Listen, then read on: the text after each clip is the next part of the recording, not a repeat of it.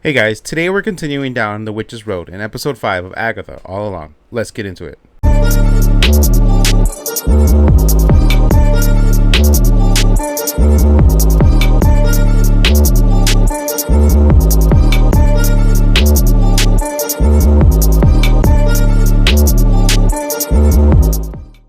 What is up, everybody? Welcome back to Till the End of Line podcast. I'm the nerd with the laughs here with Nerd with the knowledge. That's right. And today we are going to talk about the phenomenal episode 5.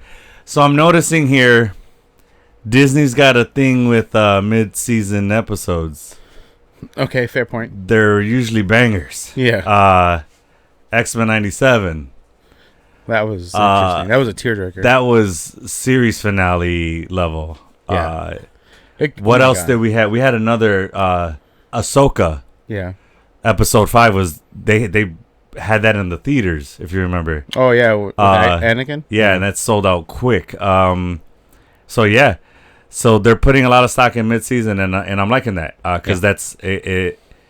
Because what I feel like a lot of, I won't say a lot, but some shows, the lull in the season will be in that mid-season where it'll have that like dip in like the action. poorly structured ones. Yeah, so like the it'd be like great episodes, series premiere, and then have a little lull where it's just like carrying the story, and then the big season finale. Yeah. Not with Disney. Disney's like, no, we're gonna hit hard, and then they hit harder in the middle, and then they give you 2 of like calm episodes. Yeah. And then they slap you again with the next one. Definitely slapped us this episode. This one, yeah. We're going to get into that shortly, but first we got some nerd news. Nerd news. That's right. Hey, yo. So, a bunch of good stuff today I'm excited to talk about, but you got something so something that's close to my heart, tattoo on my arm, Dragon Ball / Pokeball. We are going to be talking about something I've been longing to talk about for a long time, is Dragon Ball. Yeah. So, for those of you that don't know, Dragon Ball has multiple series. Mm-hmm. This is going to be called Dragon Ball Daima. I pronounced it Dame. No, not Dame. Daima? Daima? No, is it Daima? What is the actual... how's it spelled? It's Daima. Oh, yeah, Daima. So Daima. Yeah, sorry. So this is and their intro is pretty cool. It kind of gives like a little recap of who Goku was as a kid, as you grow up into a young adult, into an adult, when we see them through Dragon Ball Z. Mm-hmm. And the timeline this is taking place in, those that have watched Super, there's Dragon Ball Z, Dragon Ball Super. Also, Dragon Ball Z has a watered down version called Dragon Ball Z Kai, which is like doesn't show blood. I think the PG version. Yeah, there's a couple like they don't say the word bastard in it. They take away certain words that they're not allowed to say. So like Vegeta was like he used to say, you bastard." He said shit like that. He's probably like, "Oh, you punk," or something. I don't remember what they changed it with. But it's watered down. But not nice person, like some dumb shit. Yeah, good. It's still the same series. They show all the main important parts. They still show fighting, but it's just not as gory. Correct. Yeah. So like when Gohan gives his fatal punch, like stomach punch, he's known for this stomach punch that he gives. Which, by the way, Ryan Coogler and Michael B. Jordan. Yeah, did an homage to that in Creed 3 because they're huge. Well, Creed 3, Michael B. Jordan co-wrote and co-directed, and he said that the storyline for that movie was heavily influenced by anime, and he said Dragon Ball specifically is one of the anime names. Yeah, because he said that he liked the dynamics between like your protagonist and antagonist in that anime, and the closeness and the bond that they deal with throughout that, and just also the fighting. Yeah, like some of the moves he took directly from anime that were like boxing-esque. Yeah. So the gut punch that he gives to Jonathan Majors was what Gohan always does. Yeah. Gohan always gives people the gut punch and fucking that's his signature move. Yeah, one of his signature moves. Yeah. So where was I going with that? Yeah, so I brought that up because I don't know why I brought that up. Because you were talking about like in the Kai version. Oh yeah. So like when he hits them in the stomach, usually they spit out blood, and they didn't. They don't in Kai.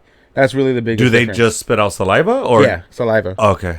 No blood, no red. That's an easy and no cuts. That's just a color hue change, really. Yeah, like in the battle, it's not a hard edit. Frieza and Goku, when Goku first turned Super Saiyan, like you see blood on him. Now it's just like scratches. All right, but there's no blood on him. Yeah, so it's just a kid friendly version of the show. Yeah, correct. Okay. So Super happens between the second to last episode, or before the last episode, essentially. So after the Buu saga, all of Super takes place in the in between those two episodes. Okay. And then this one is also supposed to take place before Super. Okay, so it's a prequel of sorts. No, it's not. It's because it's in the middle of an actual season. Oh my god! Okay, yeah, interesting. Not in the middle, but it's in the end of the arc. So it's in that storyline. All whatever 200 something episodes. I think there's like 98 and 60. Well, that's how Kai breaks it down. Yeah, but you're talking about in that run specifically. There's 200 episodes. Okay, there's 165 episodes. Oh, okay. Between episode 164 and 165, Super and this new series that's going to be released on Dragon Ball Z. I mean, on Dragon Ball Daima is going to be released on Netflix, by the way, on the 18th. Yes. Everything that happens within those two series are supposed to happen before the last episode of Z. Got you. Okay. All right. So it's kind of a side story. Is that a better? I don't know. Anime is weird. Yeah. I don't think there's the correct terms. There's not like a timeline order with them, right? They just now tell there stories. Is. Yeah. Before, yeah. Correct. So Kike brings this up. It's like you said, it's big news for us because it's something that we've been wanting to cover for a very long time. And as he said, Netflix is coming out with the Daima series on the 18th. You said 18th, yeah. And which I'm not 1,000% sure if they're dropping the whole season or a handful of episodes and then a handful more and then a handful more. Usually with Netflix and the animes, they do it by season. Like all the Pokemon come out the whole season. I've noticed that with cartoons, they do drop the whole season. They don't do it like the shows. Well, no, because when they released the Pokemon Journeys, they did episode. Did they? I thought they did the whole season. No, they did weekly episodes. You waited to watch it at the end. Oh, fair enough. I watch it episodically.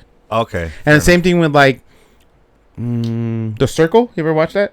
No, but I know what you're talking about. It's cool as fuck.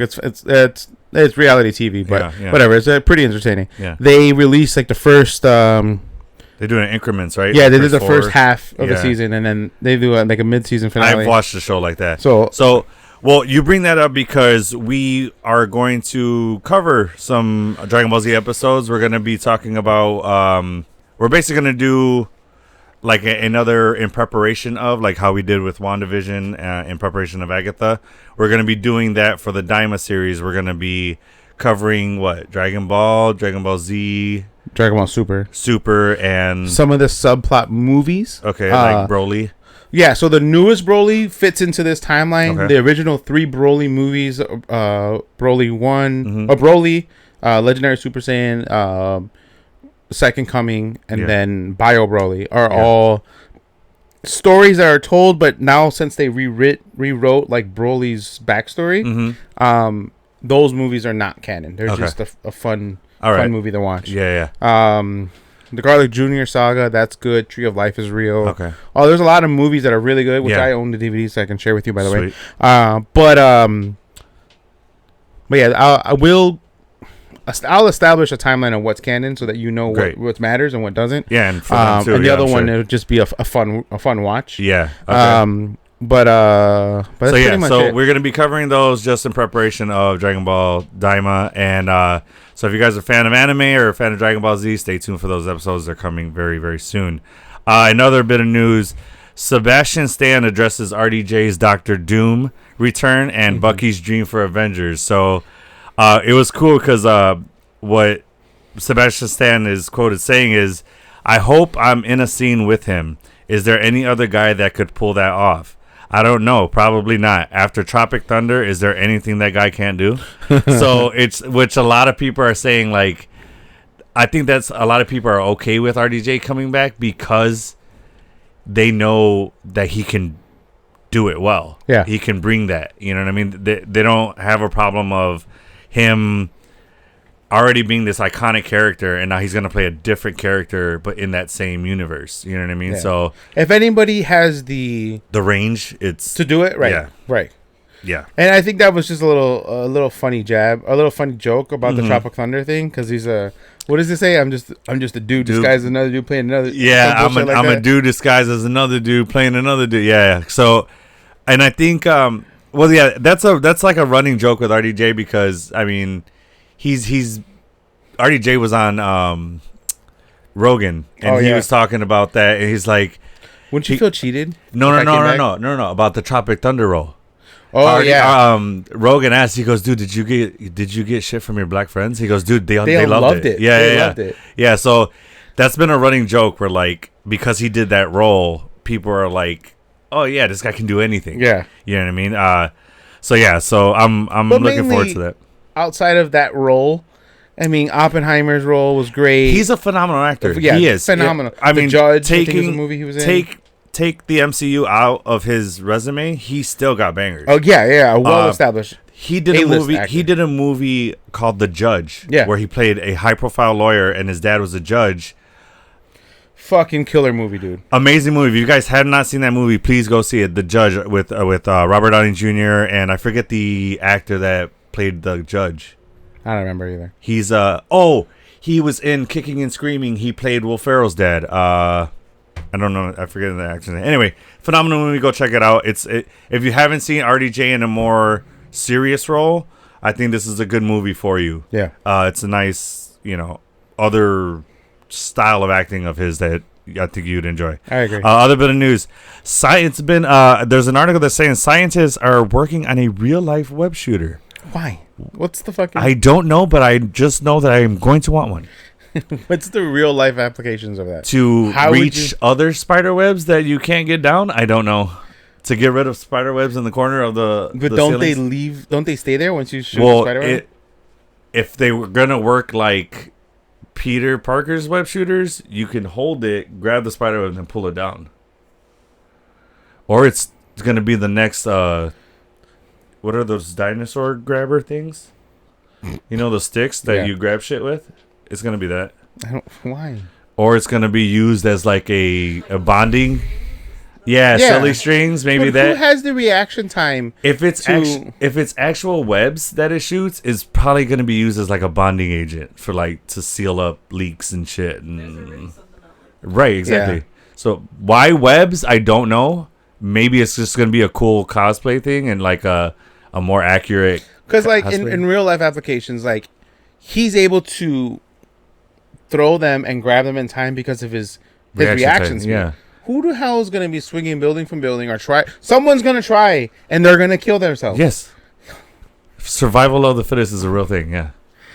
Those people that will do that, sorry to say, we're not going to miss them. But no, no, we're not. Here's my thing. But, I don't think they're making it so that someone can go out and be fucking Spider-Man. They're making it for just to see if we can actually make it. Like that guy, like that engineer that's making the Iron Man suit. He made an actual reactor. Mm-hmm. A repulsor. Thank you. Yeah. He made an actual one with using fucking cooling or like it's not an arc. Yeah, I know. And he also made a lightsaber. Exactly. Yeah. Like the lightsabers are real now. Like they're making sci-fi weaponry.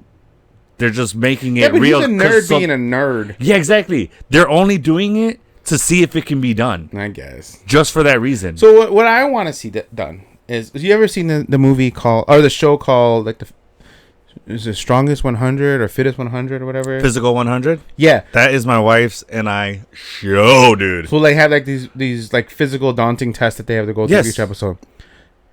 Disney Plus needs to do that with engineers making fucking weapons with the fittest of the fittest being pushed through trials of superheroes. Yes.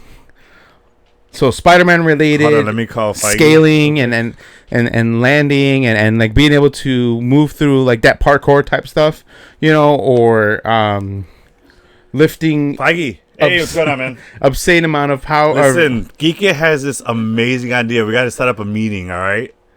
Hit me back. All right, so Feige's. We're gonna discuss that. We're gonna have that going soon. Tell me that would be fucking cool. Yeah, even if it's a limited series, 10 episodes. Fucking amazing. Are you serious, dude? Yeah. You know, maybe they bring in the stunt doubles.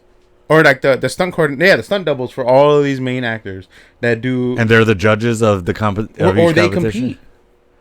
Oh, they're the contestants. I like it a lot because they're fit as fuck. All right, let's get this down in writing, so that way we can trademark it and fucking if anybody steals our idea, we make bank. I mean, we got video footage of it, so mark the date, timestamp. Yeah. It is noon. Tell me that would be fucking dope. What's today's date? Dude, I'd be glued to that October shit. No, but yeah. I'm with it 1,000%. Yeah. I'm backing you 100%. And fine for those that love fucking Dwayne The Rock Johnson, let him host it. Oh, Jesus Christ. He has the personality as a host. No. Chris Hemsworth is right there, sir. True. He's one of the fittest, and he's one of the longer running actors in the MCU. Yeah. He's a goofball. He's funny as shit. He has hosting qualities. You know who can pull that off? Who? Ryan Reynolds and Chris Hemsworth together as the host and co-host. Their banter back and forth would be like, because even though he's funny in Chris Hemsworth, he's like not quirky, goofy funny. He's just like he's witty funny. Yeah, and then the quirky, goofy, stupid funny Ryan Reynolds. Yes. Oh my god, that's a dream duo hosting. And they're two beautiful fucking men. Yeah, they're gonna be eye candy. They're gonna get views just from being on screen. Exactly, for sure. So this last bit of Spider-Man news is Tom Holland's Spider-Man already has a perfect Ned and Mary Jane replacements. That's scary. Thoughts on this? Scary. Why? Why replace Ned and? Well, and who? Yeah, that's my first question. Is who? And number two, why? Well, because. Do they mean replacement in the sense that because no one remembers Peter Parker, they're no longer in his life? Is that what they mean? Like that caliber of friendships. Correct. Like it's not going to be Ned anymore because he doesn't remember who Peter is. Right. So, is this the Gwen Stacy introduction? Maybe. Or Black Cat introduction? I would think Black Cat would probably. Well, they said they're probably going to scrap that. Oh, really? Idea, yeah. I feel like it'd be the perfect place to put her because, we already know that Spider-Man has a full-on relationship with her, and he has a full-on relationship with he has a kid with her.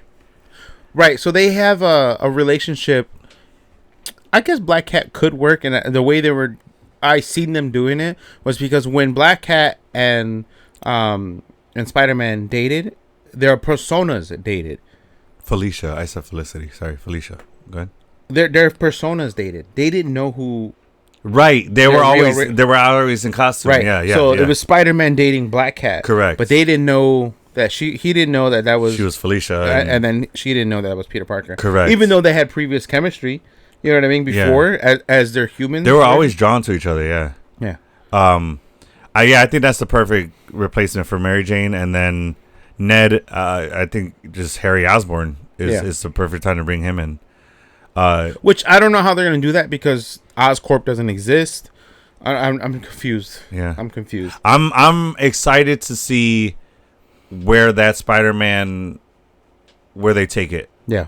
For sure. And there's 3 more films, so like whatever they do, it's gonna line up. The next one could be the introduction of Oscorp, and then those next 3 movies, Oscorp just grows. That quick? Dude, the trilogy is over years. Like we think it's quick, but it's.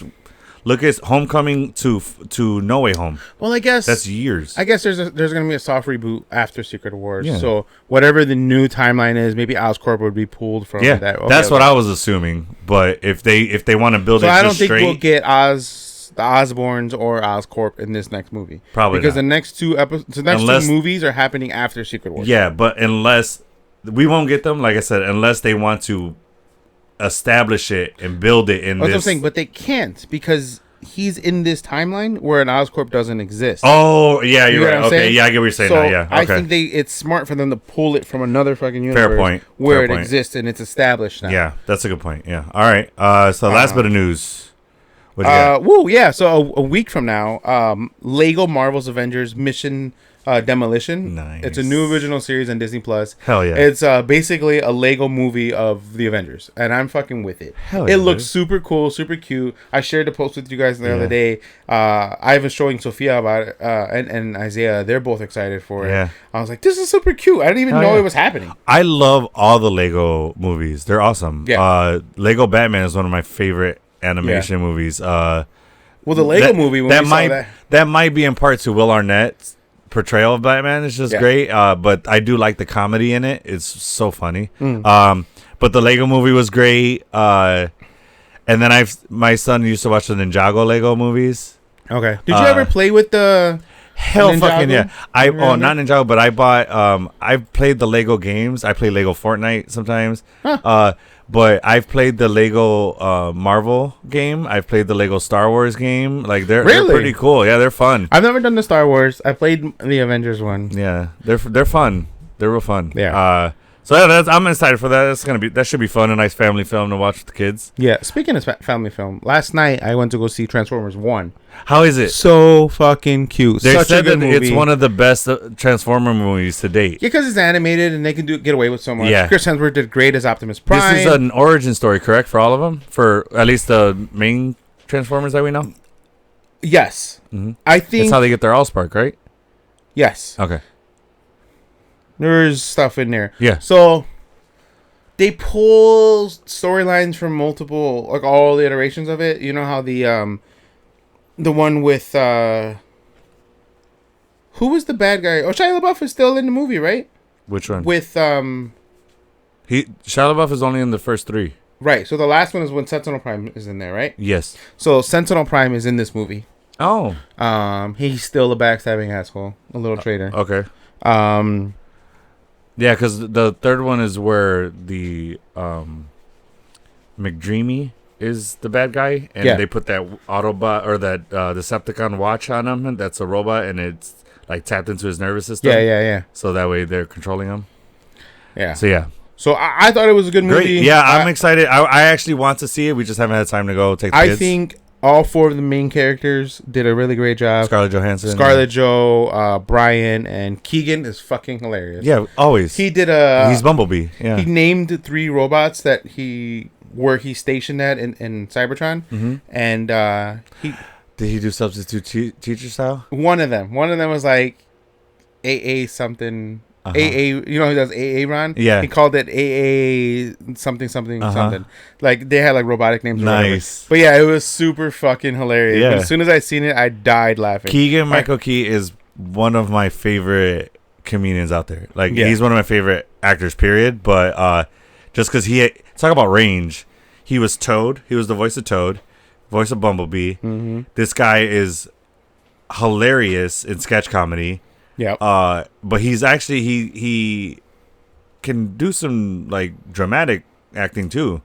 Like the guy's got range. I don't think I've ever seen him do anything not dramatic. Like serious drama, but he can do not your sketch comedy acting. He can do actual acting. I think one of my favorite. It's always has a funny tone to it, but it's what I mean. It's not sketch comedy. One of my favorite a movie that he was in Horrible Bosses too. Yes, where he played the news anchor.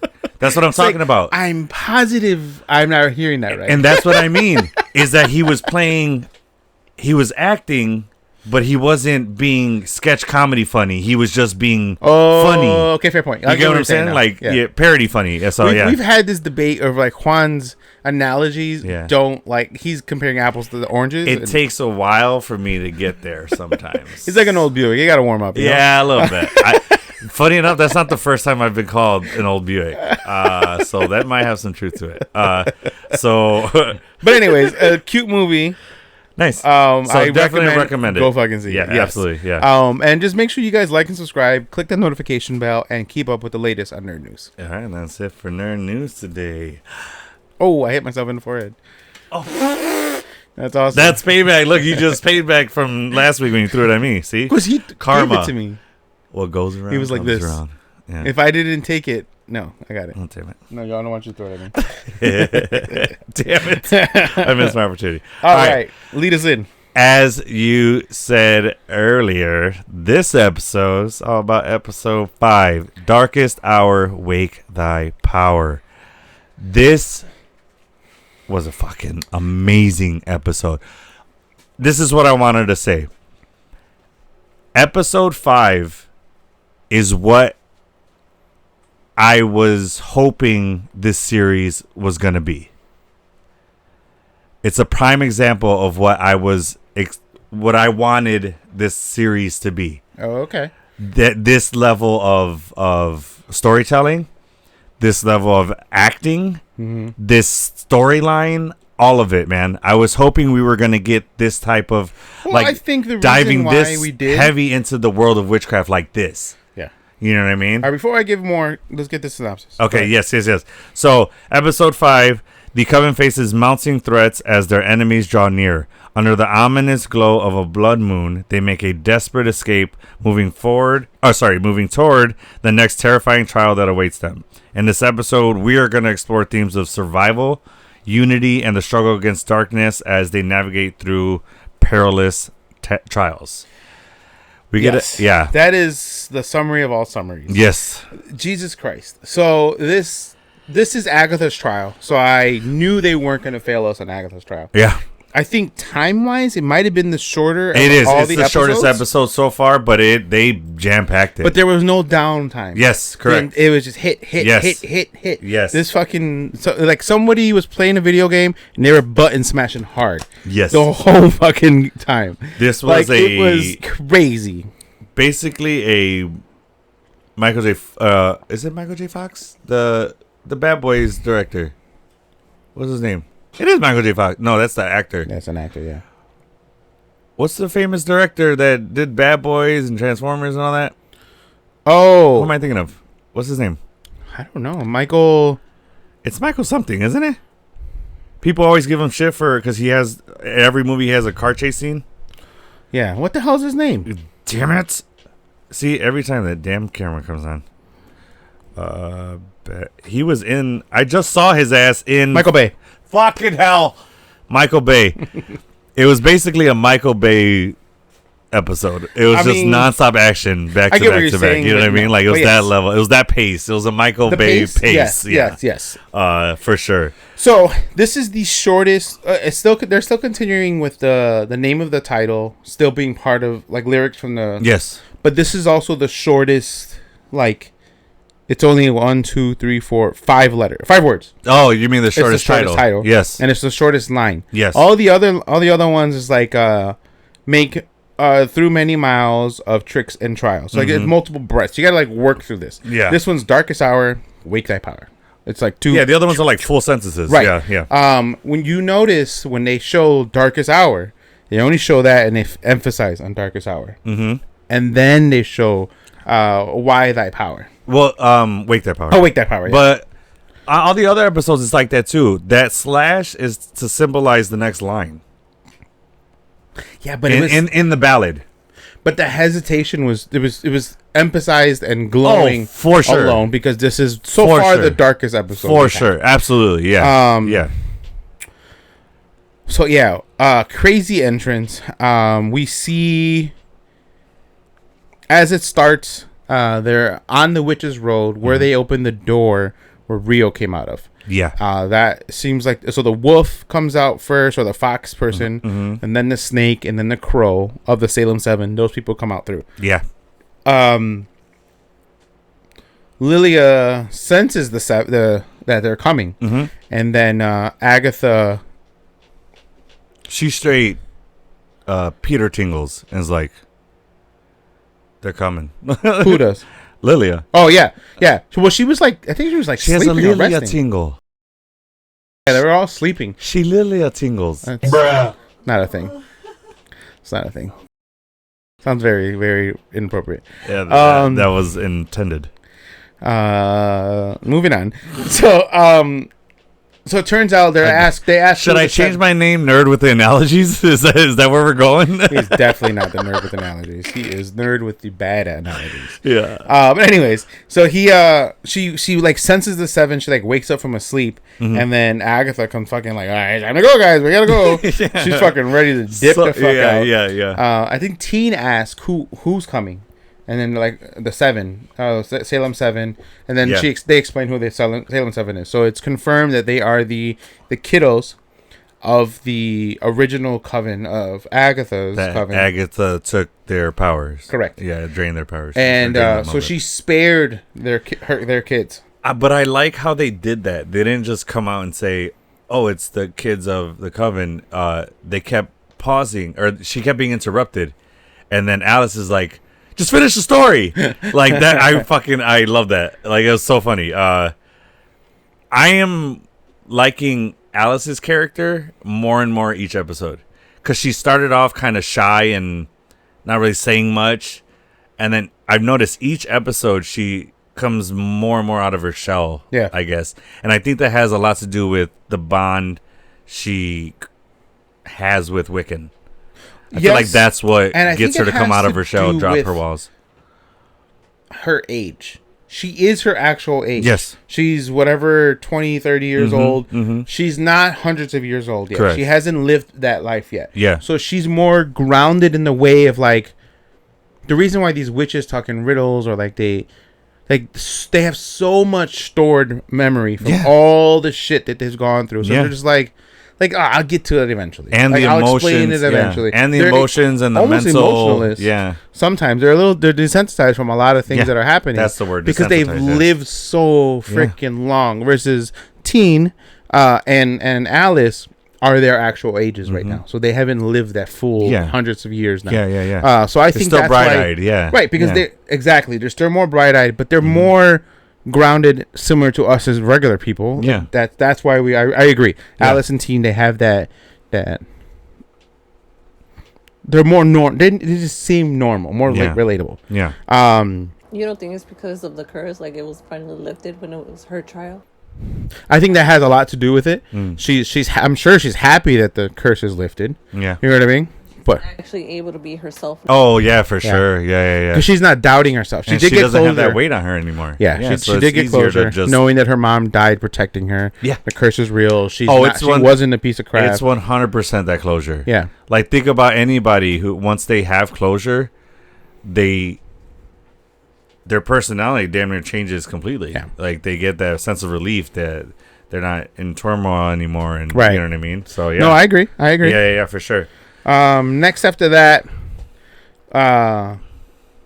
Agatha goes. Well, Agatha let the kids live. And when they were running off, she's like, moral of the story is, finish what you start. Or some shit like that. She said, always finish what you start, and mercy is overrated. Yes.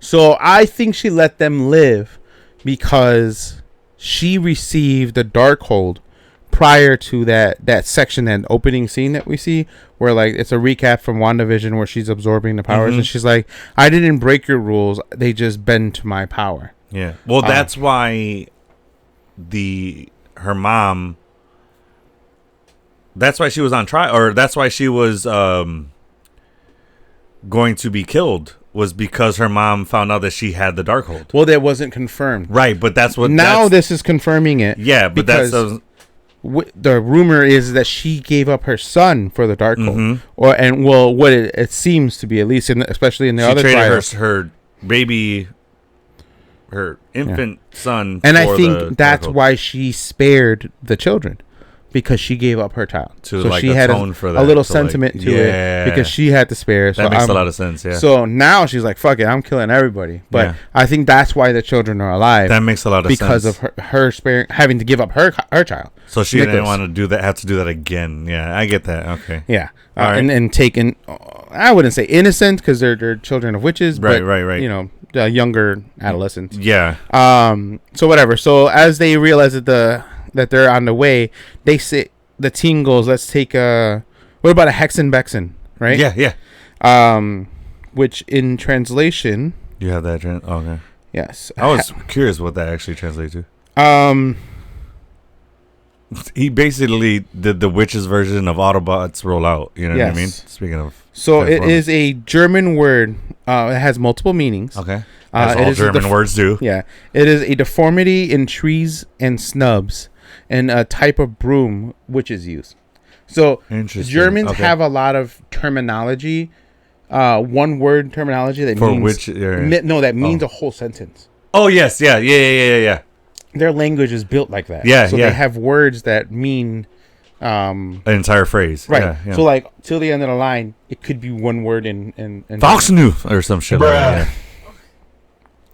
Anyways, am I wrong? I don't know. The sound I just made sounded German, sir. Well, you had the anger behind it. You sounded very German. 80% of the German language is that tone. Is anger? Yeah. It's either anger or you sound like an old milkmaid. I apologize for any of our German viewers that we are offending. If we have German viewers, please comment if I did a well enough accent. Oh my god. Because I want validation. Okay. Anyways. Yes. So that's what Hexenbexen means. That's cool. I didn't know that. Yeah. So basically, that means what they're about to use. Yes. Literally. Okay. Correct. And then they So that okay, go ahead. I was just thinking, in the modern world, that'd be like if we were like, let's use scooters. Yeah, I guess. Let's scooter over there. Everybody grab scooters. I do love that all the other witches, but Alice, they all paired up.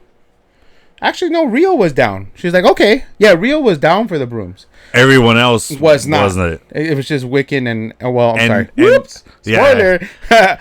But no, what was funny about that is, Rio was down. If they're watching this episode right now, they know who that is. That's true. Rio was down from the get go, and then what I love about it is that we see that while they're flying. Oh yeah, that's like if you were like, dude, let's go use the scooters. I'll be like, hell yeah. Everybody else is like, no. And then we finally get on the scooters, and I'm like, fuck yeah, baby. Like, yeah, you know what I mean? Yeah. That's the equivalent to that. I agree. But I thought it was interesting how they paired off. Really? How so? Look at how they paired off. Agatha and Rio. That's obvious. Yeah, the lovebirds. Jen paired off with Lilia. Yeah.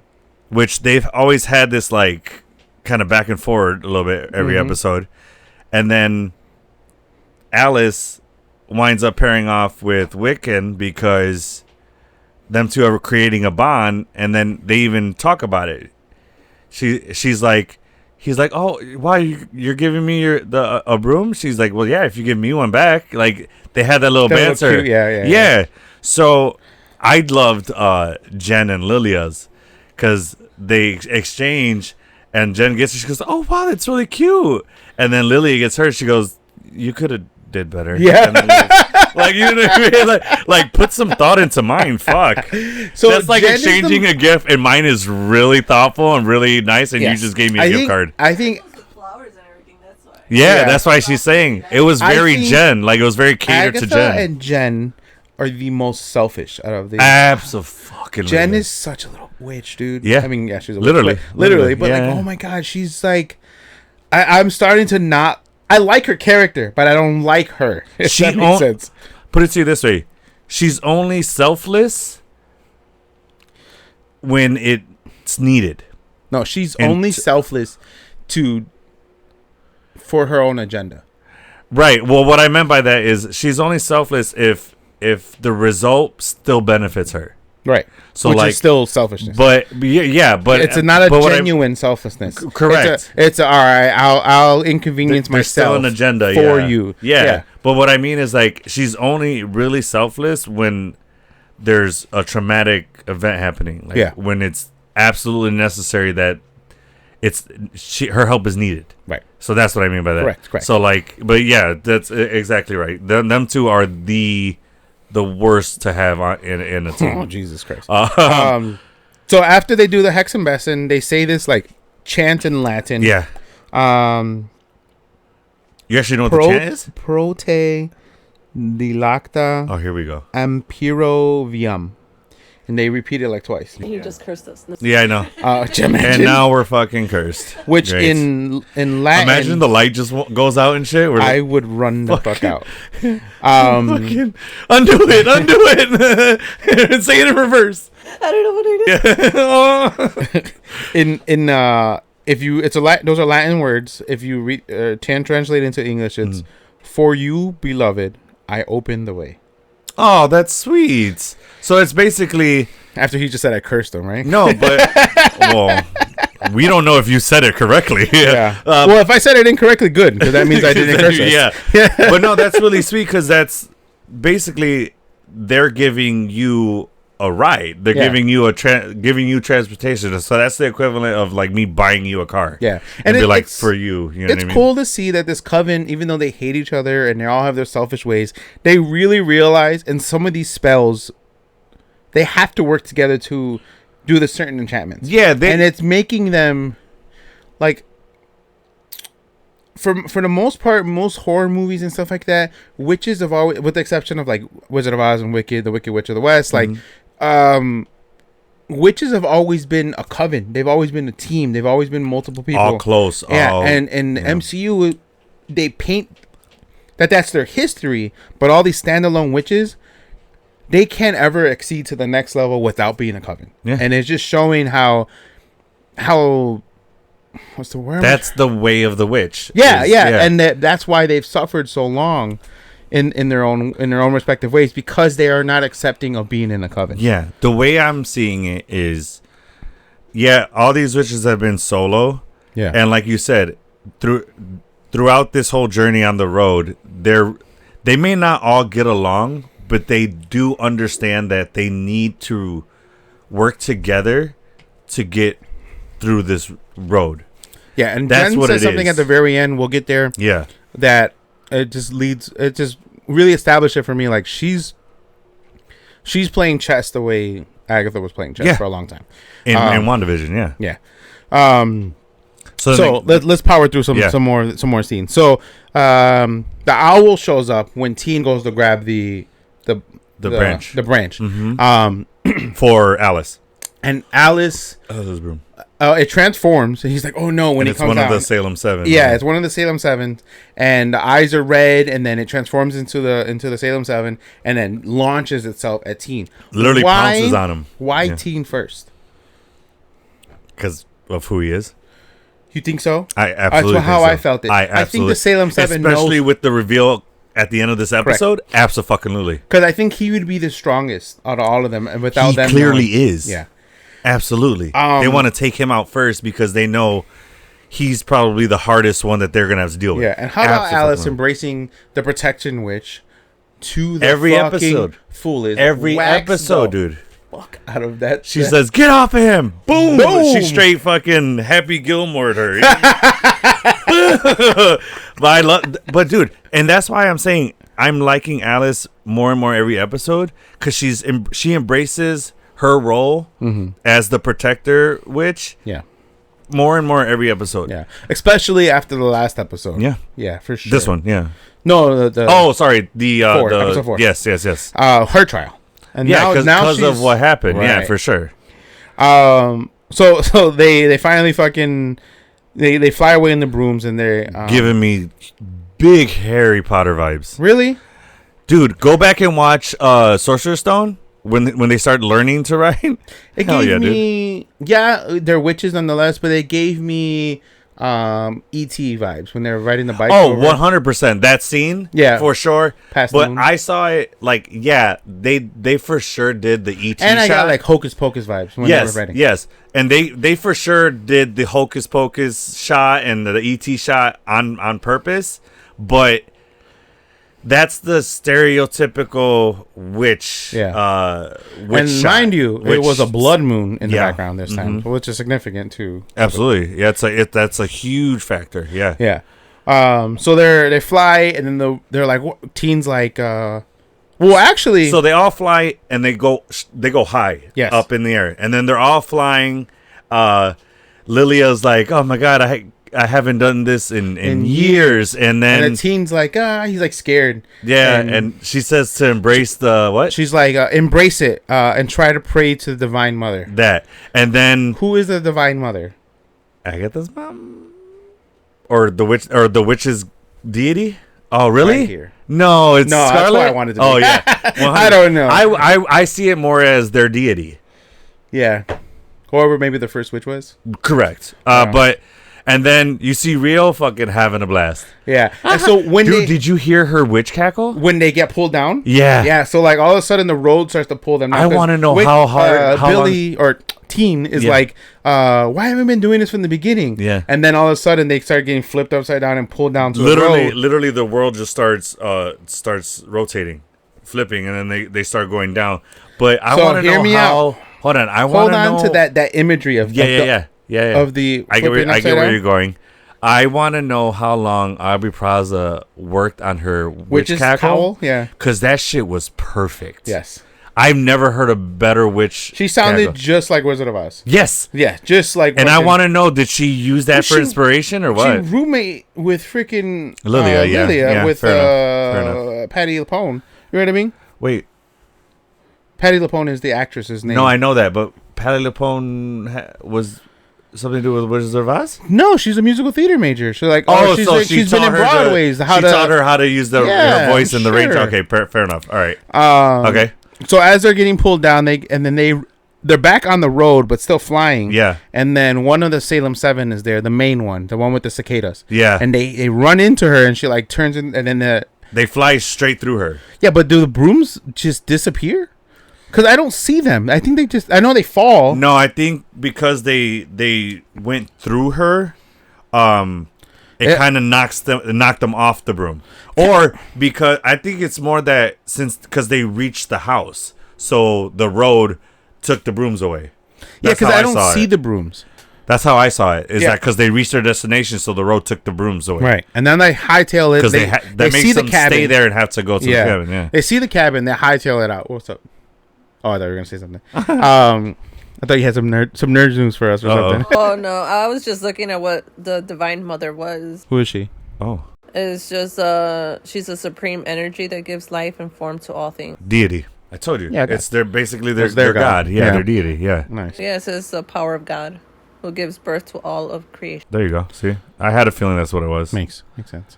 So they hightail it to get away from the fucking Salem 7 into the they don't even think about it, but they go right into the. Well, no, I think they recognize that that's the next trial, and they're like, let's hurry up and get to it. Agreed. Yeah, they recognize that, but they know they're safer in there than outside on the road with the Salem 7 for sure. Hell yeah. So they thought they were going to be safer. So they get in there, and immediately Teen is dressed like Billy from Lincoln. Here's something that you missed is that Billy calls it out when they're on the road before they get to the main Salem 7 witch. He goes, the next trial. He sees the cabin and he points it out. So they were kind of prepped for it. Correct. And then they see the witch. Yeah. And then they fly straight through. I'm looking at it right now, trying to see what if we see what happens to the. So apparently Billy, when they're in there, Billy drops his spell book. So no, they actually. So what happened was you couldn't see it because it's dark and there's leaves everywhere. But when they fly through the witch, they all literally just fly through, and it's as if they hit like a screen, or because they fly through the cicadas and then they all hit the floor. They basically roll their bike, and they hit the floor, and all the brooms are literally right behind them on the ground. You want to see it so you can get a visual of what I was talking about? I get it. So yeah, the brooms are still there. See, look, they're all on the floor. Oh, I see them now. So yeah, so when they get in the room, they all switch into this like 90s theme. 80s, sir. 80s theme. Recognize. Anyways, I knew that shit was immediately. I was like, this is my ears. Hell yeah, let's go. They're all rocking 80s, baby. G-Shock watches. Yeah. They have the not Letterman, but like the baseball style T-shirts, the baseball tees. Yeah. Agatha's wearing a football jersey that's like kind of made to look like a dress. No, she's just wearing like a boyfriend's shirt, football shirt. Yeah, they're all got perms and shit like that. They got the 80s side Jen ponytails. has like a retainer or braces on. Yeah, she has a retainer. Yeah, because she pops it out later. Yeah. So Teen is he has the blue headband, baseball tee. Yeah. Baseball tee, looking straight up Wiccan color. Wiccan vibe. Fanny pack. Fanny pack, and I was getting Stranger Things vibes a bit because he looked exactly like Will. Yeah. Not Will, Mike. I know what you meant. He looked like Mike. I was like, dude, I'm getting straight up Stranger Things. But anyway, so yeah, go ahead. So as they get in there, Teen realizes that he lost his spell book. Mm-hmm. And why is it that Teen's the one that finds the clues on how to get through the trials? Every single fucking trial, he's the one that finds the card. He's the one that finds the. Well, remember, he was the one who broke Agatha out because he wanted to get to the Witch's Road. Right. So he's the one actively wanting to get to the end. We now know why. Well, yeah. We knew in the beginning because he said he wanted to get power. So, do you think he always had power? And it's a lie. He doesn't want power. I think he just wants. No. I think he needed the Witch's Road to activate his power. Like, we're not gonna go onto our tangent, but like, just like how Agatha, she needs to go through the witches thing so she can get her power. What's her name? Not binary. What's the chick? Monica Rambeau. What's her? Photon. Like Photon did with the Hex. I feel like that was Wiccan needed the Witch's Road to. So what activated it now? Going through these trials, being on the Witch's Road. You think so? No, lies. It was losing Alice. And Agatha going through her trial. You're going ahead now. I am, but because it's directly related to that. It's the next minute is we're gonna get to it. A couple minutes, but yeah, that's interesting. That's how I see it. I see it as his powers.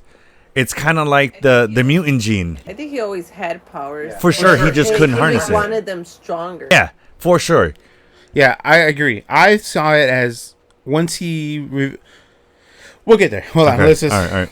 Let's digress. All right. So Lilia goes. We have to talk about this part coming up because it was probably the funniest shit in this episode. Yes. So Lilia goes. It's the blood moon, and this is whose trial is this? And it's Agatha's. Mm-hmm. And then the blood moon means is when the living and the dead are at their. The world closest. of the living and the world of the dead are at its thinnest. Yeah. The barrier is at its thinnest. Yeah. So a lot of paranormal things will be heightened and more active.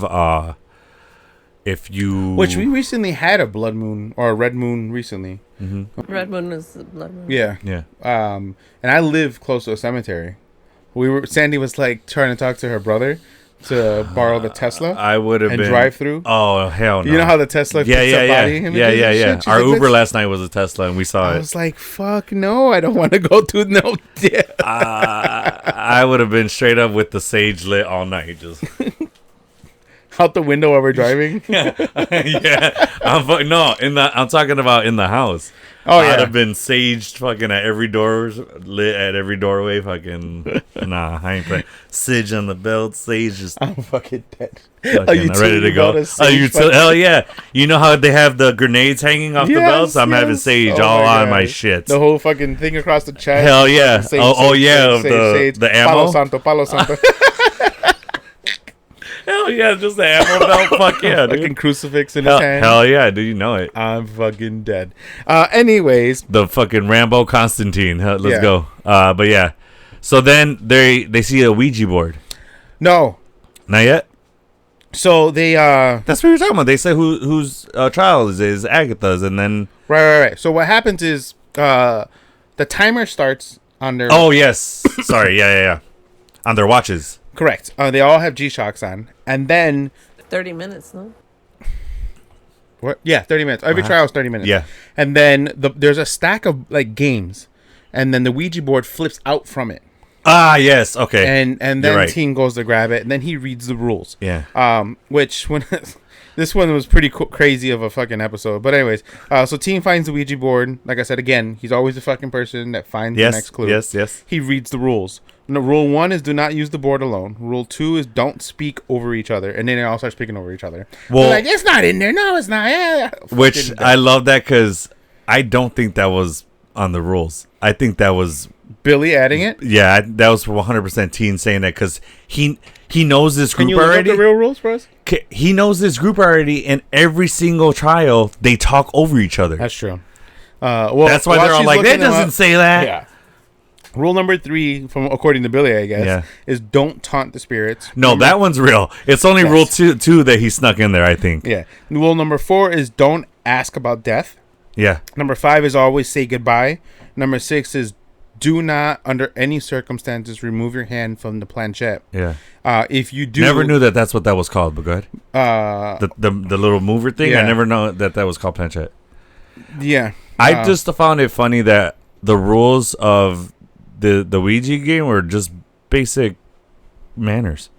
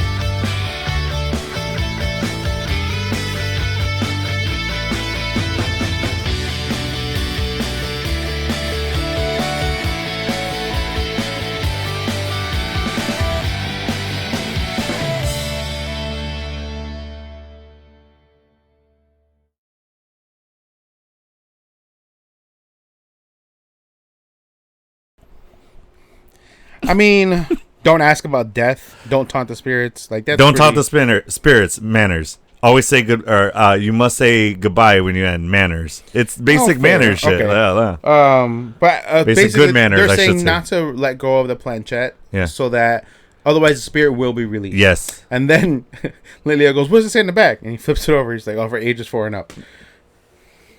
Why, bro? Wasn't it 3 and up? No, 4 and up. He said 4 and up. Did he? Okay, yeah. I thought it was 3 and up. Okay. So they start playing it. Yeah. And Agatha goes, "Is someone here with us during the witching hour?" Mm-hmm. And then it answers yes. And then who do we have the pleasure of communing with, may I ask? Mm-hmm. And then they spell out Mrs. Hart. Yeah. And then Agatha gets possessed. Spooked. She gets spooked and removes her hand from the planchette. Not yet. No. I just saw it. It goes like that, Mrs. Hart, and then look it. So it's moving back and forth, spelling Mrs. Hart or going crazy, and then Agatha goes like, "Oh," and she removes her hand, and then Lilia was like, "What are you doing?" And then the Ouija board flies. No. That's not. You're too far ahead. Am I? Yeah. I thought that was the Mrs. Hart part. No, that's the Mrs. Oh shit! Fuck, my bad. Sorry. You're too far ahead. Sorry. So yeah, so she's the one. Go ahead. What you got? I got the rules. There's a few of them, but this is the most like that I. Now is that the rules to the actual Ouija board game? This is rules for the Ouija board. Oh, okay. So that's what you wanted, not for the show. Okay. So it says, never use the Ouija board alone. Never play a Ouija board in a graveyard. Never burn the Ouija board. Never leave the pochette or whatever on the board. Never ask when you will die. Always say goodbye. So it's pretty close. The always say goodbye is the same. Yeah. The planchette. Don't use the board alone. Don't use the board alone. And the planchette. Those 3 rules were the same as the Ouija board rules. Yeah. The other 2 were specific to this show. Because it has to deal with. I wonder why I don't leave it on the board. Because then you're inviting spirits to. Because it still can. That's the. Yeah, that's how you communicate. Because the magnifying glass on there. And we see later that it continues to move. And it tells us. So is it like one of those, like the steering wheel loses control if you're not holding on to it? Yeah. Yeah, basically. Yeah, correct. It gives it. Shit, no, you're rubbing off.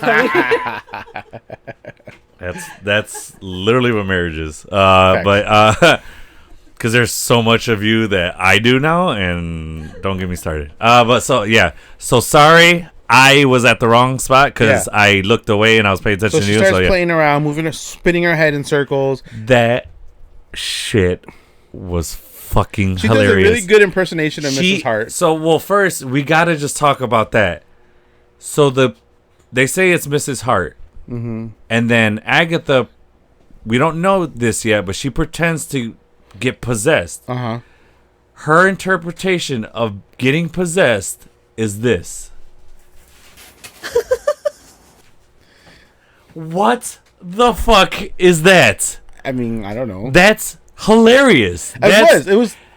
Looking back like after seeing it the first time, you're like, oh my god, that's fucking hilarious. The beauty. That's what I love about Catherine Hahn, because I gotta assume that was her idea to do it that way. Sure, absolutely, it was. That's the genius of her comedy. Dude, she's hilarious, dude. And then she actually says, "I'm Sharon Davis." So now she knows her name after she fucking. She always did.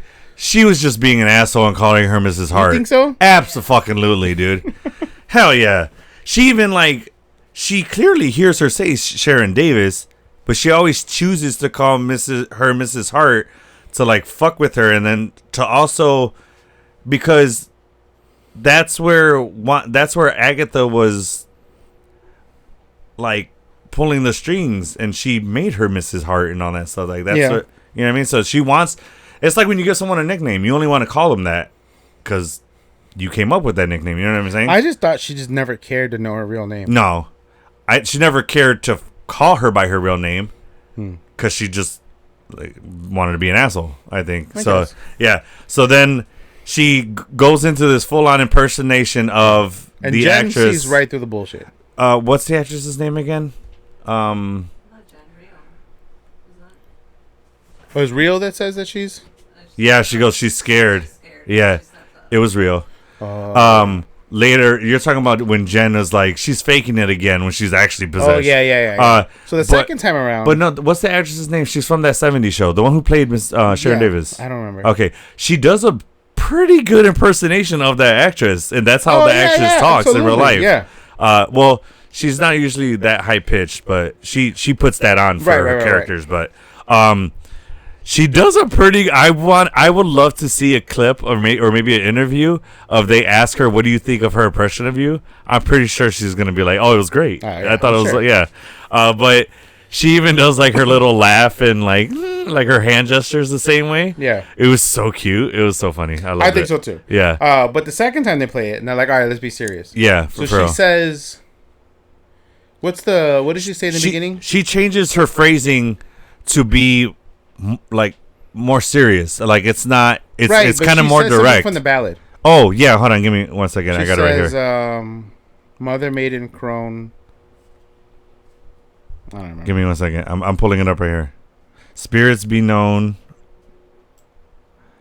Oh yeah. Wait. Hold on. Mother, maiden, crone.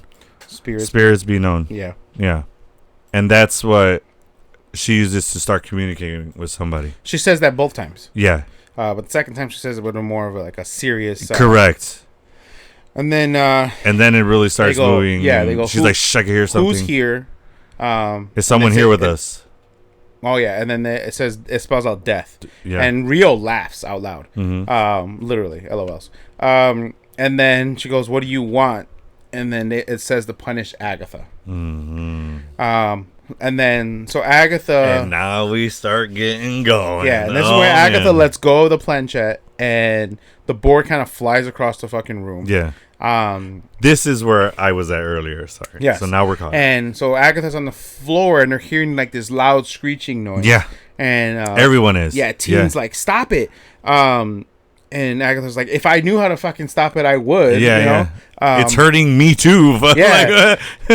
And then Jen kind of once again like leads the charge and like, all right, we know what we need to do. We need to punish Agatha. And then it stops. Well, no, she says it first, and then she screams it when and everyone's like kind of not listening to her. She's like, yeah. We need to punish Agatha, and then poof, it stops. I thought she said, we know what we need to do.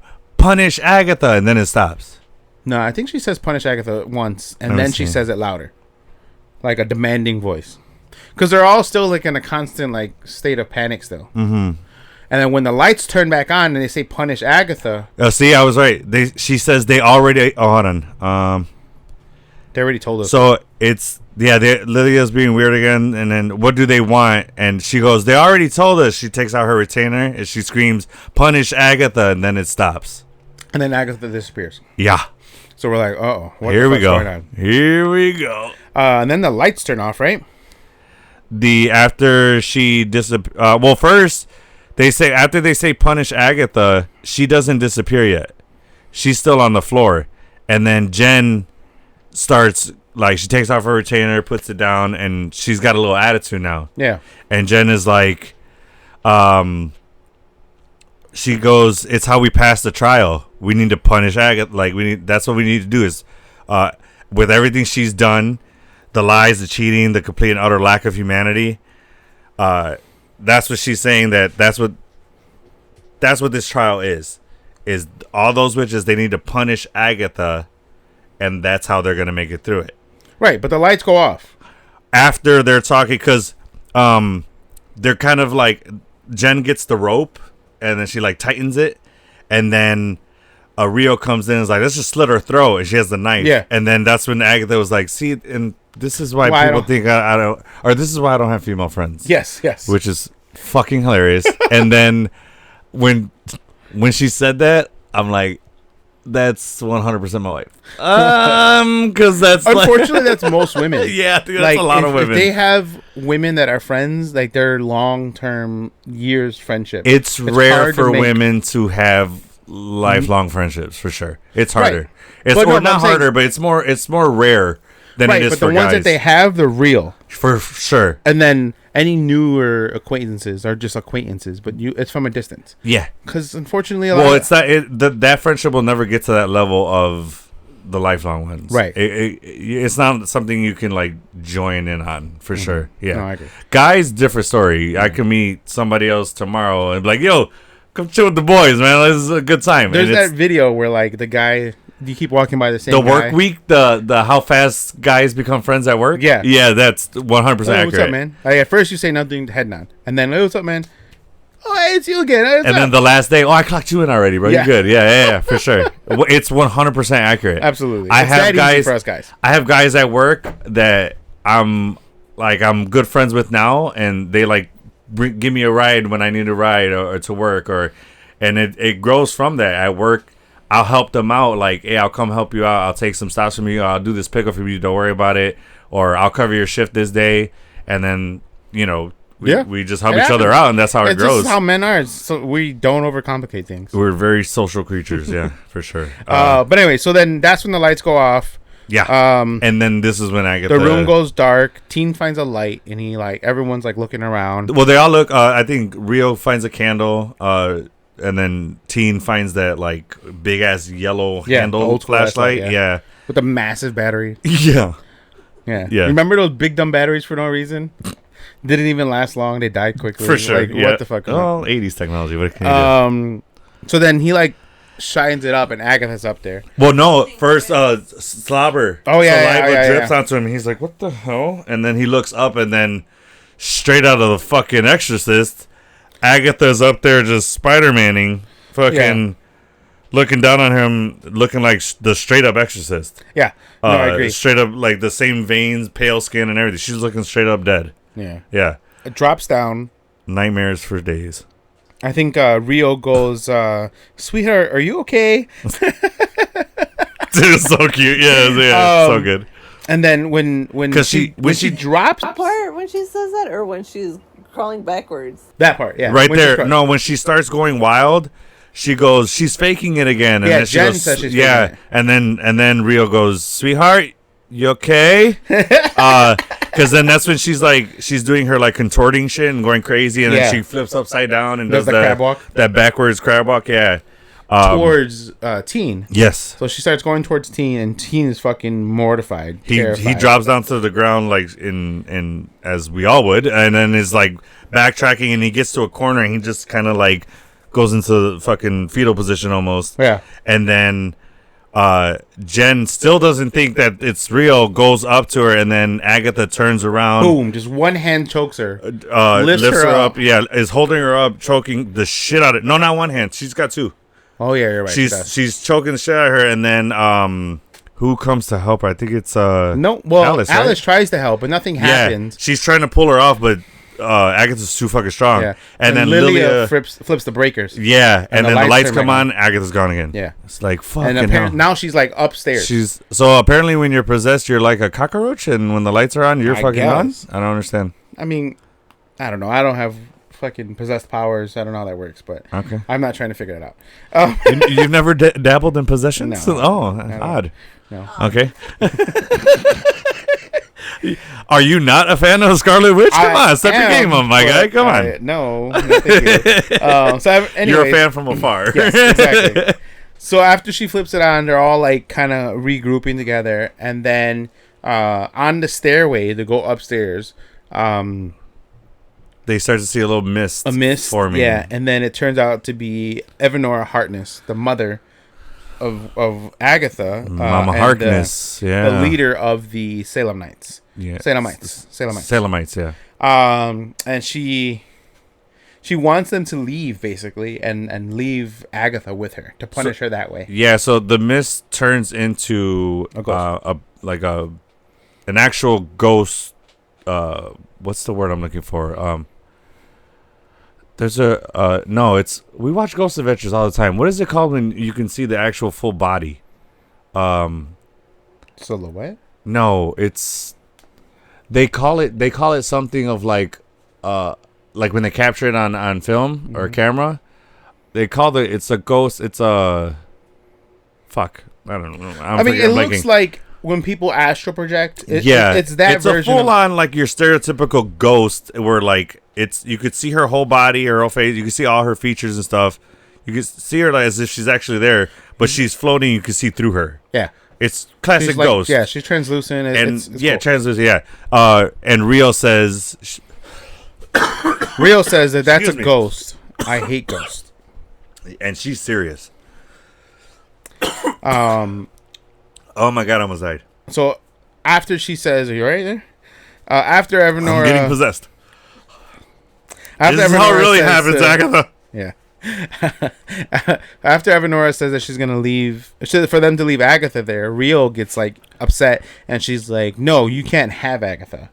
So she gets really possessive over her, and then I think even Jen's like, "You were ready to kill her a minute ago." Yeah, and she goes, "Yeah, but her mom, what does she say? No, she says, wait, but before that, wait, did I skip it? Hold on, because after her mom comes in and says who she is and stuff like that,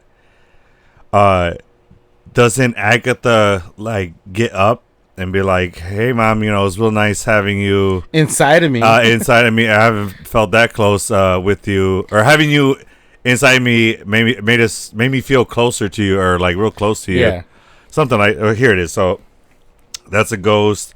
I hate ghosts. And then that here.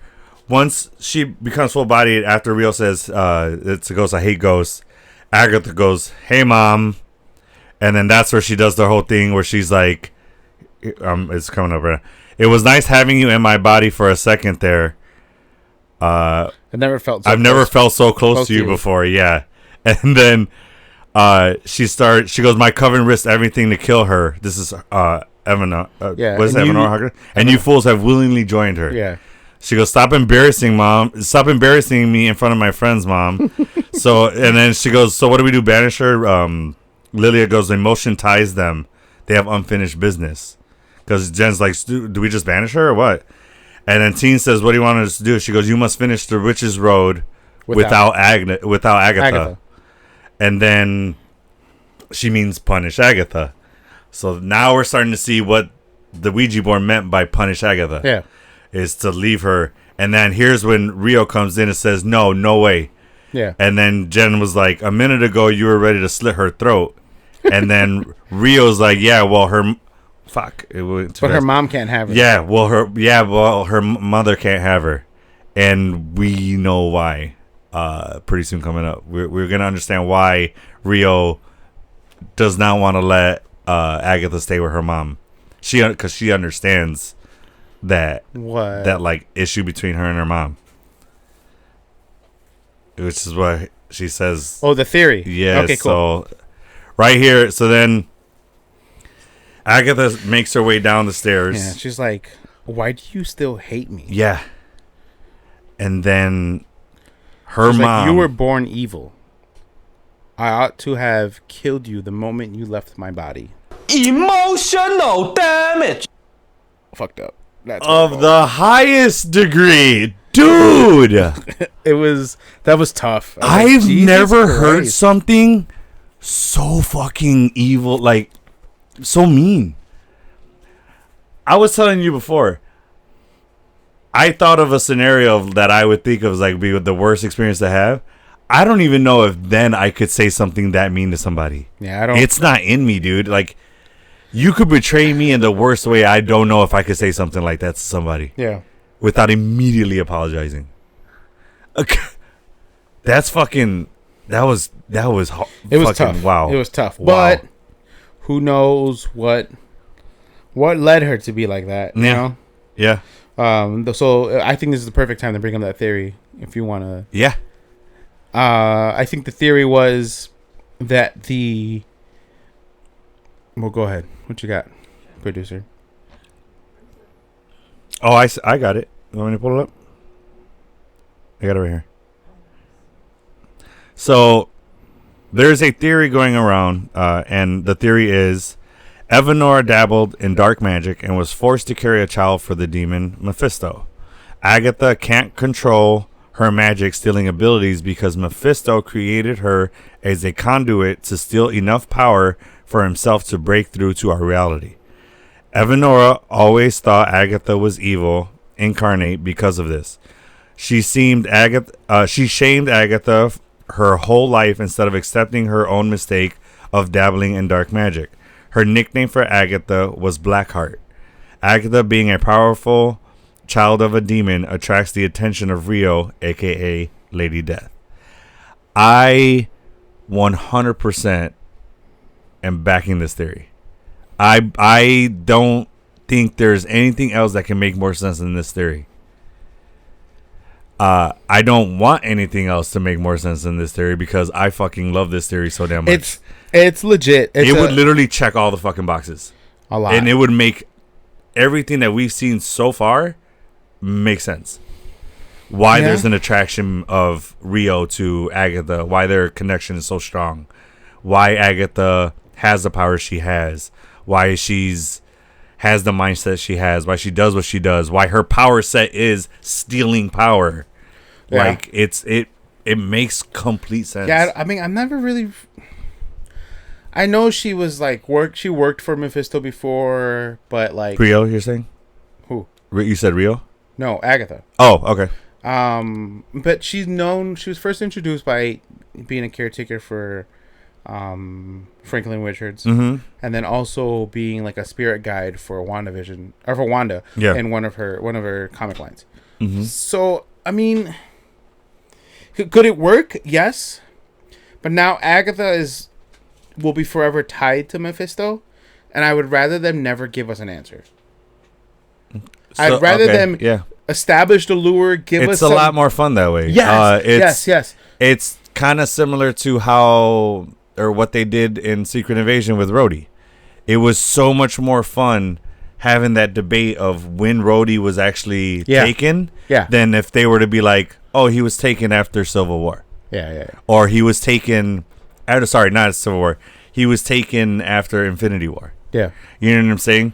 I agree. It leaves the that's what I mean. Discussion. I don't want them to establish it for sure. Yeah, it's way continue more fun to hint at it and fuck with us. It's exciting. It makes it more exciting. The way Eric Voss from New Rockstars felt like all these little demon and devil references were just a jab at him from Mephisto all this time. I want them to continue that lure of jabbing. And Mephisto is the character to do that with. Yeah, 100%. Because he's the devil. He's a deception. Yes. Yeah. So it would be definition. Yeah.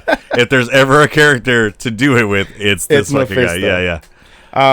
So whatever. So back to the episode. Yeah. So Jen wants to leave and says, Agatha is the only threat here on the trial. Mm-hmm. So if they leave her, essentially they're good to go. Yeah. Agatha begs them to not leave her behind. And then Evanora takes over Agatha again. She possesses her again. And then, so as she possesses her, she's about to attack. And then Alice comes in and says... And blasts her. Says, leave her alone. And her powers manifest. Yes. And she has orange power. Yes. And she's blasting Agatha, which... And Lilia says as we know... She says the night of she what? knew she fucked up. Yeah. Oh, Knight of babe, what was the tarot card? Knight of Wands. Knight of Wands. Yes. So, Knight Knighthc, yes, not like a knight in shining armor. So last episode we were talking about how her little premonitions, her little like outburst of words are going to play a role in the future. Yes. We initially speculated that it was going to play a role in her trial. Yeah, we thought we were getting quote unquote sound bites of her trial. Correct. We thought we were getting like we knew it was the sneak future peeks. nonetheless. Yes, but we thought it was all coming from her trial because that would make the most sense that she's getting visions from her own trial because that's her. As strong as with her. Go ahead. So when Alice strikes, Lilia screams no, and when that happens, that's when she says the Knight of Wands. Yeah, and Lilia's outburst of phrases that she says are just at this point pays off. Yeah. So in episode 4, she says, Alice, don't. And in episode 3, she says to Agatha, save Agatha. Mm-hmm. So when you put those together, it's her saying, Alice, don't save Agatha. And I was like, holy shit! Yes. She hinted at us this whole time. Saying to Alice to not try to save Agatha. Foreshadowing at its finest. Holy dude. cow. Fuck. Find out who the writers are and fucking hire them for every fucking Marvel project. I want them to continue to write and produce the spookier side of it. That's where I was getting. I was saying hire them and keep them on every Marvel project that has to do with paranormal. Yeah, like Midnight Sun, Scarlet Witch, that's where Blade, I was going. All that. That's where I was going. That's where I was going. Yeah. I am with you on that. Yeah. So that's a theory. It makes sense, but that's as another that's theory I back 100%. Yes. Yeah. So as Alice attacks her, she Agatha what's it called? The mother gets blasted out, and it looks like she dies, right? Let me see. Do you think she eliminated her? She eliminates her, I feel like. Let me see. And then after that happens, she comes back. Agatha comes back to her normal self, and she's not demonized. Uh-huh. And then she pulls her hands up, and she starts to. Yeah, she does. When she gets forced out of Agatha, she disintegrates. Yeah. And then she starts going like this, and she starts absorbing Alice's power, just like she did to Wanda.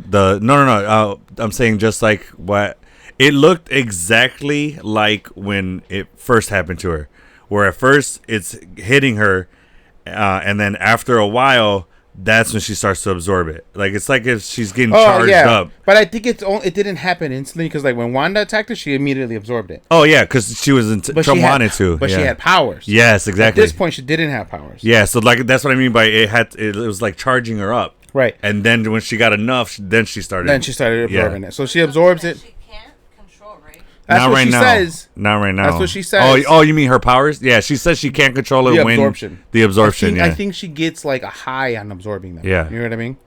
So whatever. So that happens. And then Teen sees that the Ouija board's on the floor, and the planchette is moving. Mm-hmm. So he runs over to it, and then he starts reading it, and the board reads out Nicholas Scratch. So then the Teen screams Nicholas Scratch, and Agatha lets go. Yeah, really quick. We passed over it, but it's something I think is really important.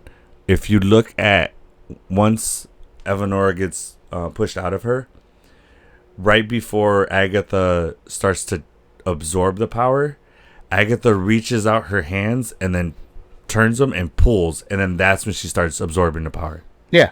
So I don't think it's necessarily that she can't stop it. I think it's that she or no, maybe that's true. Maybe she can't stop the absorption, but she wanted to. She wanted the power, because remember before she was antagonizing them to get them to blast her. Yeah. So she wanted to take the power, but I think that's right, that she can't control. She can't stop it. She doesn't have self-control. Sure, because it's probably too good of a high for her to stop it in moderation or whatever it is. Right. But okay. So you think if she did have control, she would just get a little bit of their She would have just took enough. They would still be alive. And yeah, she would have probably. She would have just took enough to get enough so that she could have power, and then she would have just left Alice probably really weak, right. or maybe like passed out. But she would have left her just weak. Or like Jane. Or is that her name? Jen? No, I don't think she would have taken her powers away. I think she would have just left her weak, and then she'd have to heal up. Look at when she was fighting Wanda. She was absorbing that. Well, Wanda is also way more powerful than all of them. Yeah. But she was taking it in parts, and then Wanda didn't completely go into that crippled up face. She first her hand started to go, and then the rest of her body started to go afterwards, and then she aged quickly. But I don't think she has the power to, or I don't think she wants to stop. I think she's power hungry, knowing that I'm going to keep absorbing everyone's fucking power, and that's one less person that's going to be able to stand up against me. This is why I like that Mephisto theory, is because she doesn't have that cutoff switch. She's designed to absorb the most amount of power. Yeah, that she can. This is why. That's what I'm saying. That's why I like that Mephisto theory so much, because it explains so much. It literally explains that why she didn't stop the absorption of Alice's powers. Yeah, it's because she literally isn't designed to stop. Yeah, the only thing that stopped it was her son's name. Yeah, and that's because that's so traumatic. When Teen screams Nicholas Scratch, Agatha lets go of Alice, and she hears her son say, "Mama, stop." And she looked like. So there's two parts of that. Again. This is when I knew that Teen was going to be Billy. Okay. Because at this moment? Because he said Nicholas Scratch. Yeah. And the sigil should have popped up if he wasn't Nicholas Scratch. Oh, yeah.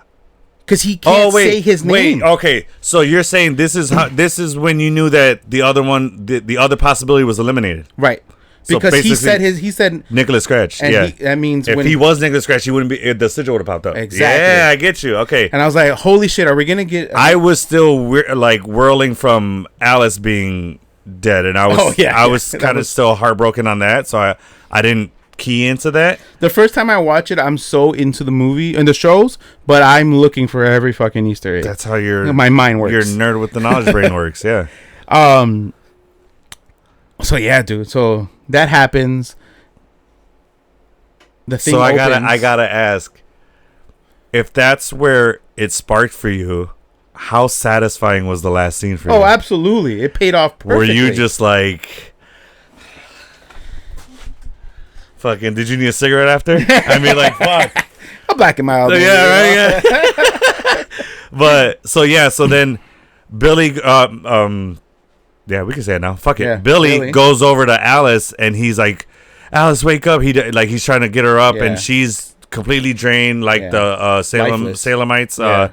And he's trying to wake her up, and then Agatha starts to go towards him. She's like, no, don't touch her. He's like, don't touch her. And then so she leaves. She exits. Yeah, because the trial's over. And the door opens. It's like what is it? A painting that pops down? Something pops down, and it turns out to be stairs. It did look like a treehouse. It looked like a treehouse cabin style thing. Correct. I'm trying to see what it actually is. So Agatha takes off. She leaves them. She goes outside, yeah. And then Teen asks Jen, "Can you do this?" And they're like, "No, it's too late." What can you do? What can you do? Yeah. He recommends some spell or something. Yeah. And then they're like, "No, it's too late." There's a spell. There's always a spell. He says. Yeah. He's like, Alice, please wake up. And that's Alice. the last time when all three witches are standing there: Lilia, Rio, and Jen. Yes. That's the last time we see Rio. Yeah. We never see Rio after that moment. That's what I was gonna. Okay, I'm so glad you said that because that's what I was gonna say. When Billy does do, where the fuck's Rio? We're gonna get there, but because it looks like it's a part of the wall or something that falls down. Yeah. It's hard to fucking see here because I'm trying to pick it up. But anyway, so she goes outside and then Agatha starts to like try to start her powers up, ignite her powers, and then it starts and then it goes out. I didn't see it as it goes out. I saw it as she saw that she can summon them. It's like she's trying to, but then it runs out. Like she's trying to power it up, but then she doesn't have any more power left. You think so? It's like when the gas runs out. I saw it as go a little bit. I have power. No. Yeah, I saw it like, oh, I got it. Okay, like shut up. No, because you look at her face. Her face, like her face to me said, okay, I have the ability to have powers, or I have powers again, but I don't have enough power yet. I need more power. That's fair. I got that too. Yeah. I got that, but I don't think it diminished because she didn't have any more left in the tank. Like she just wanted to reserve it. She's reserving. Oh, gotcha. Okay. I saw it as I'm with you on that. Right, I teased. I got some. Let me not show anyone. I'm with you on that. Don't do the hand a second. So then she's out there, and then Billy comes out. Oh, and he's like hard. Yeah, and he says to her, "How could you?" Yeah. And then he goes, "How could you kill her?" He goes, "I couldn't." She said, "I couldn't control it." And then he goes, "You're a liar." He goes, "Yes, you could have. Don't lie to me." Yeah. And then she says, "I'm not." And she's very genuine. She has this weird look. Yeah. He says, I think that's when she realized who he is. You think so? Because he says but he said you wanted her power. Yeah. And then after he says that, Jen walks she's like giving him a look. Yeah. Jen comes up and then she says, Jen reminds the teen. This is what it was all about. Yeah. And Jen reminds the teen that this is what it was all really about for any of us. For any of us, yeah. Yeah, saying that they're all there for fucking power. And Lilia says death comes for all of us. Mm-hmm. Yeah. So then they walk off. At this point, Rio/Death is nowhere to fucking be found. Yeah. So then Jen starts to walk down the road. Lilia starts to follow. Yeah. And then it's just Agatha and Billy. And Agatha, not teen anymore. Yeah, Agatha has this full-on realization. At this point, her eyes. He says she said that's what it means to be a witch. Yeah. And then killing people to serve your own agenda. Yeah. That's what Billy says. He goes, no, not for me. And Agatha has the full-on realization. She goes. She even goes like this. She's like, huh. Wait, no, not for me. Who said Billy? Billy. So that means he's trying to steal all the powers for his mom? Probably. Yeah. No, he's saying that's not. No, he's saying that's not the kind of witch he wants to be. He's not. He doesn't want to be one that has a hidden agenda just to kill people. Yeah, he doesn't want to kill people to take their power. That's not what he wants. That's not the type of witch he wants to be. Is what I'm saying. Or warlock. Right. But that's exactly what Wanda was. Yeah, dude. Agatha's look. She literally goes. She gets a little head tilt. Oh my god, it's so good. Like, motherfucker. Yeah, it's so fucking good, dude. This whole time, she's like, you're so much like your mother. Catherine Hahn better fucking win an Emmy for this show, dude. Yeah, for sure. She better. I don't know about Oscar, but Emmy for sure. Well, Oscars is movies. Oh, that's true. Emmys is shows. Correct. If she doesn't, it's going to be another Angela Bassett all over again. If she gets robbed, dude, fuck that, dude. I mean, we got to see who she's up against, but I think this is at least a nomination for sure. At the very least, yeah, hell yeah. So Better. she goes, "You're just like your mother. Come, pet." And it even said she snickers, dude. She fucking after the head tilt, she snickers. That's when you know. That's what ignited. Agatha's here, or Agatha's back. When she fucking head tilt and snickered, Agatha's back. I don't think her personality ever left. She was just timid on what she can say because she didn't have. That's power. what I mean by Agatha's back. Like the real her. Now that she has power back, she's like, all right, enough of the games. Yeah, I'm done with the games. Yeah. Because then she goes, like, she gets closer to him, fucking evil ass grin on her face, and she says, she goes, "Are you sure?" And then she's like whispering that shit in his ear. Yep. And then he's like looking at her with this like face where like, what do you mean? Yeah, like he's like challenging her kind of. Yeah. He's just stone facing her, right? And then. That's when she fucking goes, what did she say? Like your mother. You're so much like your mother. And I'm like, oh no, dude. And then she walks away and she like, come pet. Yeah. Dude, fucking, she's a badass. And then Billy ignites. His hand starts to sparkle. And he mind controls Lilia and Jen. Which I was like, holy shit. Doesn't he do Agatha first? No, he mind controls them to grab her. Yeah. So they she goes, wait, what? No, let me go. And then she goes, stop. And I think he did that first because he easily could have mind controlled Agatha and made herself jump in. I think he did it as a power move to say, hell yeah. To say, all right, I'm in control now. I'm going to throw your ass off the fucking road. Yeah. And I can control anyone else around For sure. He definitely did that as a clapback. As a clapback and safety for himself, because if he did it to Agatha first and threw her off, then the other Jen and Lilia could have intervened. Yeah. Right. So now all three of them are bound by him. I saw it more as he did it to not only instill fear in Agatha, but because of what she did to Alice. Oh, yeah, absolutely. He was avenging Alice. He's an Avenger. I'm making a jab. He's Sorry, a go ahead. young Avenger, but yeah. Yes. He makes it, yeah, for sure, absolutely, and yeah, it was just a killer ass scene, dude. And then after that happens, after he makes Lilia and Jen throw her off the witch's road, she sinks. She gets sunk in there, totally submerged. Yeah, totally. Help me, helpless, like little stupid cry. And literally then, like quicksand sludge. Yeah. And then he like moves his hand again, and he makes them fucking fly into. He launches these women. Jeez. Yeah. After they throw her, after Agatha goes fully in, he literally, they start walking towards him.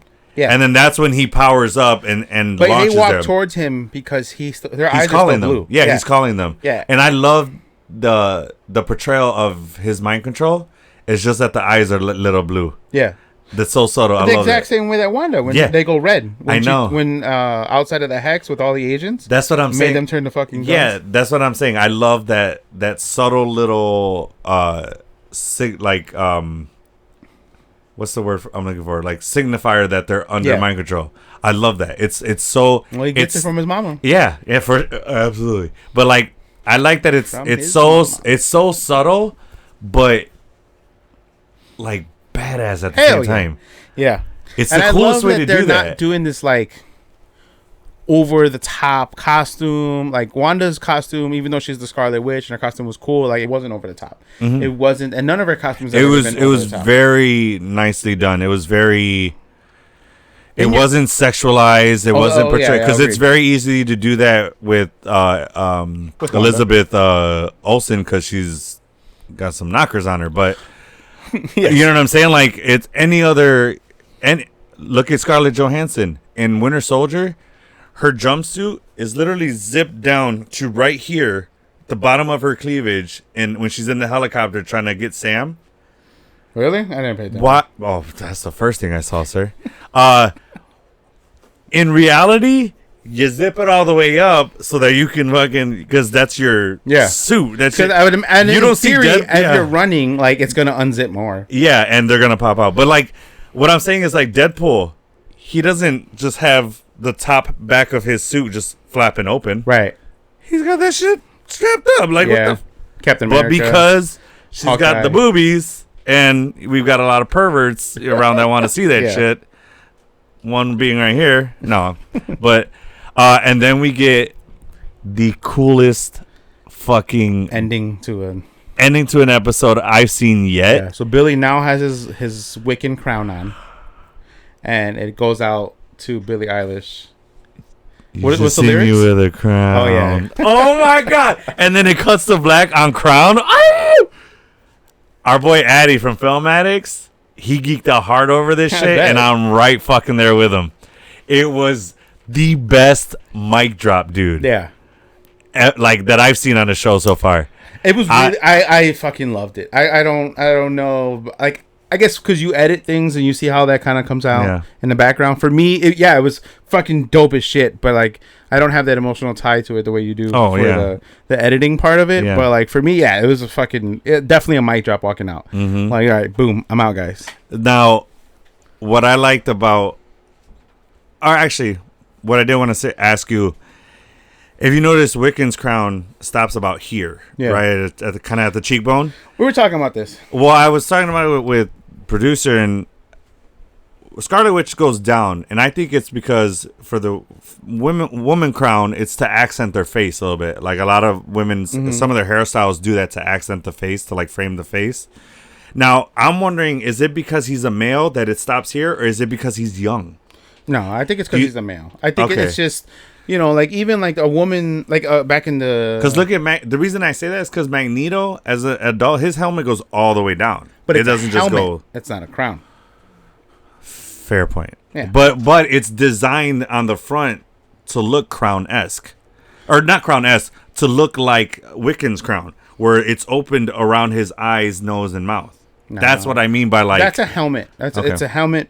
And crown. I just say that because it's kind of framed the same way, in the aspect that the eyes, nose, and mouth are exposed. No, because even Evanora, her crown was larger and came all the way down.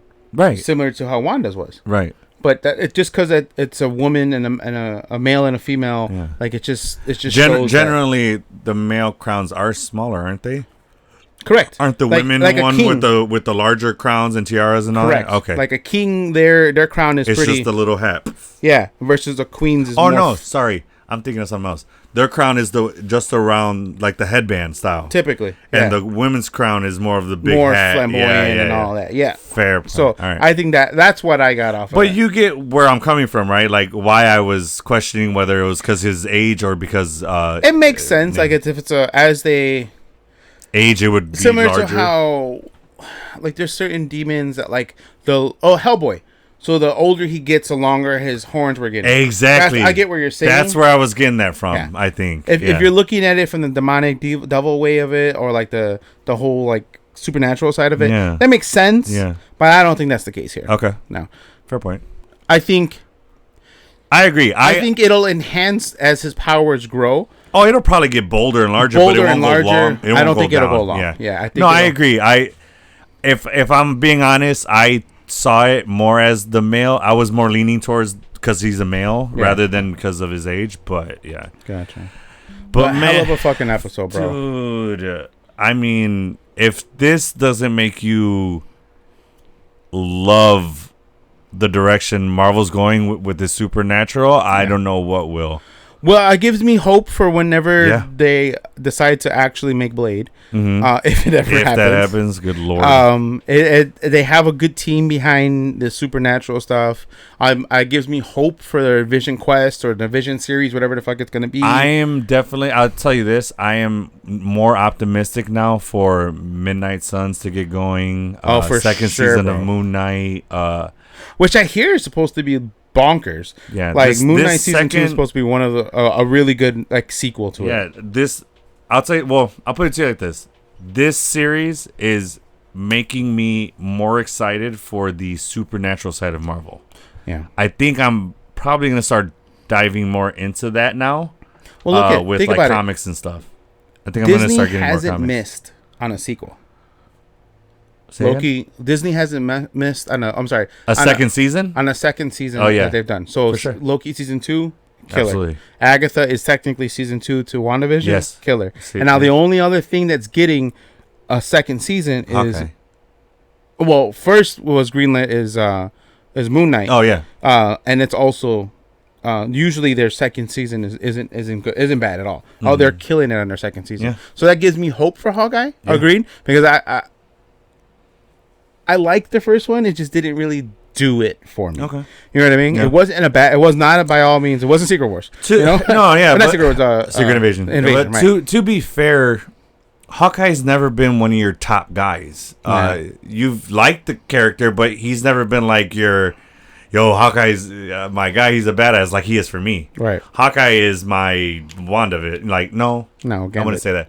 Who's their like third favorite?